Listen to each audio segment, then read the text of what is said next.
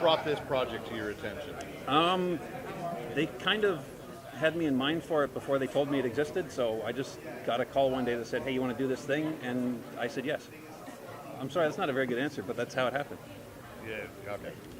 But that's all right. Were you familiar with the book? Yes.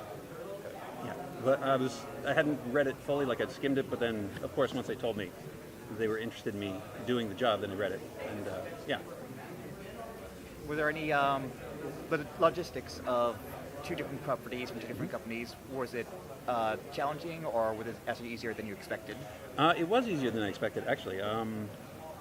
We got notes from Warner Brothers and Nickelodeon both, which is normally a nightmare situation, but they were both really good about it. And surprisingly, we actually got a lot of notes from Nickelodeon about how we should do more cool stuff with Batgirl. Oh. So everybody was in a very non-competitive mood for this whole project, which was great. So it wasn't like a Roger Rabbit situation where Bugs Bunny and Mickey Mouse have to be on screen at the same amount of time? No, nobody measured anything like that. It was just like, it was all very organic and based on the story. It was just like, we think this could be pumped up, a little bit more of this here, but nothing, it was very non-competitive. Did you get everyone as a voice actor? Because it's interesting to me that like all the Turtles they're people that have not been the Turtles. And Troy has been Batman before, but I don't think Rachel Bloom has been Batgirl. So, I mean, what were you looking for when you're coming in as producer and saying, we want to make our mark with these voices? What? Right. Well, from the beginning, we had Nickelodeon didn't want to use the existing voices for the 2012 Turtles, and they hadn't cast the Rise of the Mutant Ninja Turtles yet. Not that I think they'd want to use those anyways. So we had a mandate from the beginning to have sort of fresh voices for all the characters. I think in the end, though, as far as the record goes, I think Eric Bauza has actually played Leonardo before, and Darren Criss has certainly played Raphael before. So we didn't go 100% totally new, but we did stay away from the current Turtles at the time. Yeah. You've been the Batman cast, like by bringing in Rachel Bloom. What were you looking for? What were the things that you? Well, Rachel was suggested by Gene Vassaleros, who's the casting director who works for Nickelodeon, and I don't really know what prompted his idea for that, but it was a great one, so we stuck with it. Yeah, I think for the major roles, we looked for new ideas. Like Troy has played Batman before, as you pointed out, and he's also played the Joker before, but having him play both at the same time was something new, so everyone was excited about that.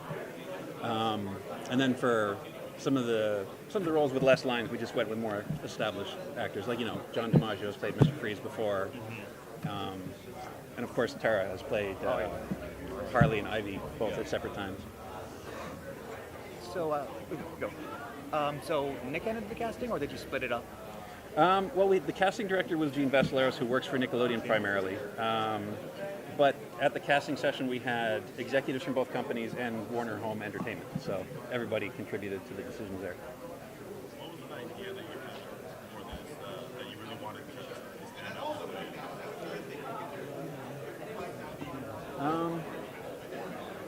I think the key idea was just to sort of translate the spirit of the comic and get that across, and then build whatever weirdness we could on top of that.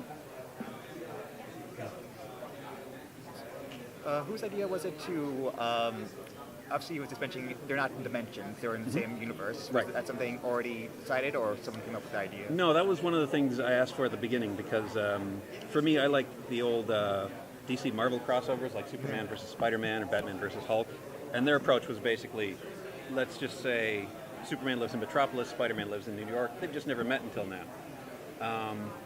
So the advantage of that was it saved us a lot of time in storytelling sort of mileage, because we didn't have to keep explaining this portal technology over and over again. So that gave us more time for just, people punching each other, which is always fun. What's your favorite part of the film, without spoiling it? Without spoiling anything, then I can't talk about that's it. all right, But because by the time this gets out, the video's available. there's a moment in the vehicle chase where there's a build.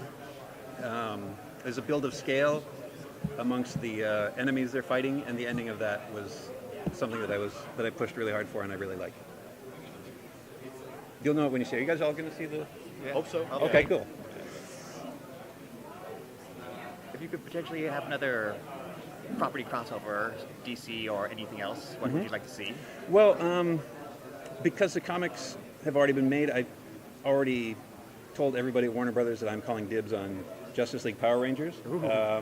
I have no idea if anyone has any plans to do that, but I totally am saying to anyone who will listen that I'll do it. But again, nothing official from anybody, not even a whisper.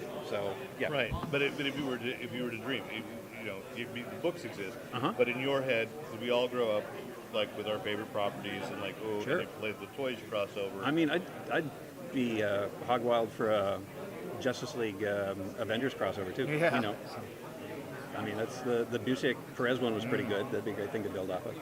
Make a great film. Don't think that'll happen. No, I also am, as I'm saying it, looking at how many characters would have to be designed and realizing that there's no way anyone's going to pay for that. But I also would have said 5 years ago, no one's going to make a Batman Turtles crossover movie. So who knows? All right. Yeah. Any jokes, connections made in the movie about the turtles, Batman, They're all kind of.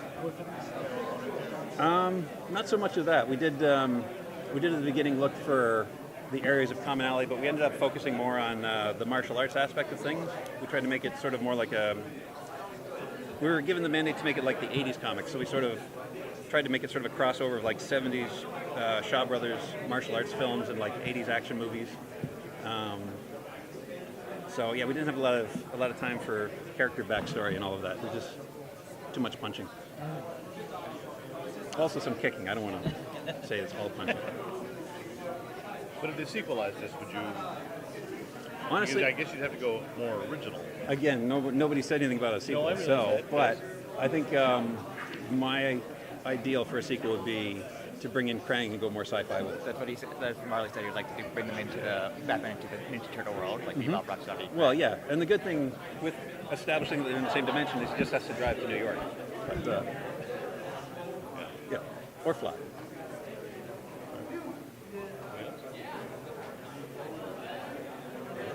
Thank you. All right, cool.